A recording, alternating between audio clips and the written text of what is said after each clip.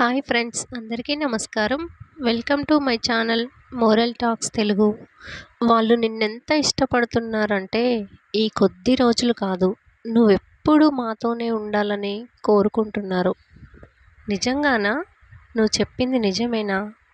మనసంతా ఆశ్చర్యం ఇంకా ఆనందంతో నిండిపోతూ ఉంటే అడిగింది సుష్మిత.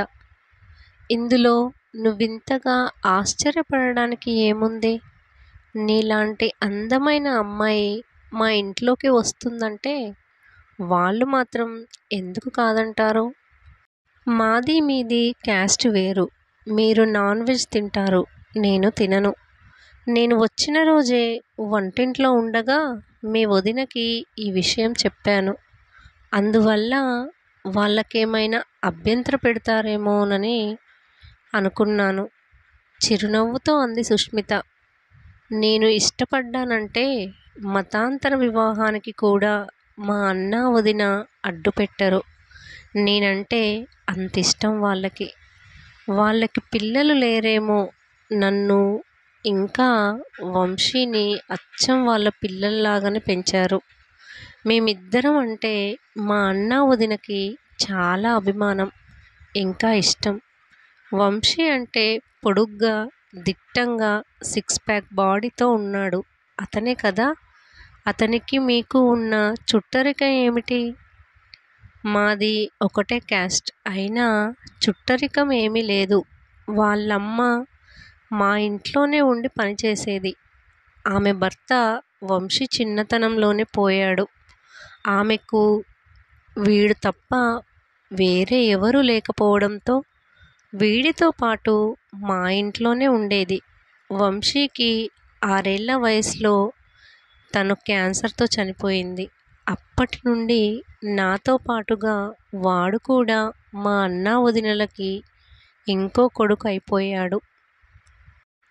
నాకన్నా కొంచెం మాత్రమే చిన్నవాడు. నాకు వాడు సొంత తమ్ముడు కన్నా ఎక్కువ. సుష్మిత మళ్ళీ ఏదో మాట్లాడబోతూ ఉంటే మళ్ళీ మదనే అన్నాడు. వాడిని నాలాగే చదివించాలని అన్నా వదిన చాలా అనుకున్నారు. కానీ వాడికి చదువుకోవడం ఇష్టం లేదు. పొలం పనుల్లో సాయం చేస్తూ ఇక్కడే ఉండిపోయాడు. నిజంగా మీరు చాలా గ్రేట్. ఒక పనావిడ కొడుకుని అంతగా నిజంగా అభిమానిస్తున్నారంటే మెచ్చుకోవాల్సిన మెలుగా అంది సుష్మిత. అలా ఆలోచించాల్సిన అవసరం లేదు. వంశీ మాకు చేసే సహాయం ఇంత అంతా కాదు. వాడి హెల్ప్ లేకపోతే మేము ఇంత వాళ్ళం అయ్యేవాళ్ళం కాదు. దీర్ఘంగా నిట్టూర్చి అన్నాడు మదన్. ఎనీహౌ, ఒక విషయం చెప్పు. నీకు మీ అన్నయ్యకి మధ్య అంత ఏజ్ గ్యాప్ ఎలా వచ్చింది? కళ్ళు చిట్లించి అడిగింది సుష్మిత. నాకు మా అన్నయ్యకి మధ్యలో ఒక 2 పిల్లలు పుట్టి పురిట్లోనే చనిపోయారు.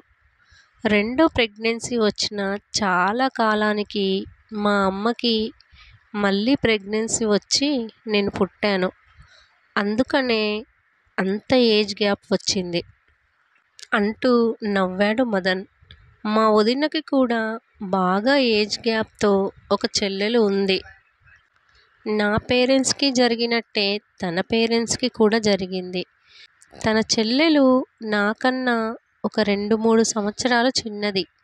తన పేరు తనూజ. తనకి చిన్నతనంలోనే తండ్రి చనిపోయారు. ఆయన గవర్నమెంట్ హై స్కూల్లో తెలుగు టీచర్గా చేసేవారు. మొన్ననే ఎంఏ సైకాలజీతో పూర్తి చేసింది. చాలా చలాకీగాను ఇంకా అందంగాను కూడా ఉంటుంది. తనని నీకు పరిచయం చేస్తాను. మీ వదిన గారినే పోలి ఉంటే తను అందంగానే ఉంటుందని వేరే చెప్పనక్కర్లేదు. తనని కలుసుకొని మాట్లాడాలని నాకు చాలా కోరికగా ఉంది ఉత్సాహంగా అంది సుష్మిత. తప్పకుండా. పక్కనే ఉన్న టౌన్లోనే వాళ్ళు ఉంటున్నది. నిన్నైనా అక్కడికి తీసుకువెళ్తాను, లేదా తననైనా ఇక్కడికి రమ్మంటాను. త్వరలోనే మీ ఇద్దరికి పరిచయం అయ్యేలా ఖచ్చితంగా చూస్తాను అన్నాడు మదన్. తరువాత కాసేపు ఇద్దరూ మౌనంగా ఉండిపోయారు. ఏం మాట్లాడాలో తెలియక. అంతలోనే సడన్‌గా గుర్తుకొచ్చినట్టుగా అన్నాడు మదన్. ఇంతకీ మాధురి విషయం ఏమిటి? తను ఇప్పటికీ నీకు మంచి ఫ్రెండేనా? మాధురి ప్రస్తావన రాగానే అసహ్యంతో నిండిపోయింది సుష్మిత మొహం. ఫ్రెండ్షిప్‌కే మాయని మచ్చ ఆ మాధురి. నా కజిన్ ఆ శేషేంద్ర గాడితో చేతులు కలిపి నన్ను నాశనం చేయాలని చూసింది. నన్ను డ్రగ్ అడిక్ట్‌ని చేయడానికి ప్రయత్నించింది. నిజంగానా? షాక్‌తో నిండిపోయింది మదన్ మొహం. Thank you for watching. మిగతా స్టోరీ నెక్స్ట్ వీడియోలో చూద్దాం. ఈ స్టోరీ కనుక నచ్చినట్లయితే ప్లీజ్ లైక్ చేయండి, షేర్ చేయండి, సబ్స్క్రైబ్ చేయండి. మీ అమూల్యమైన అభిప్రాయాన్ని కామెంట్ చేయండి.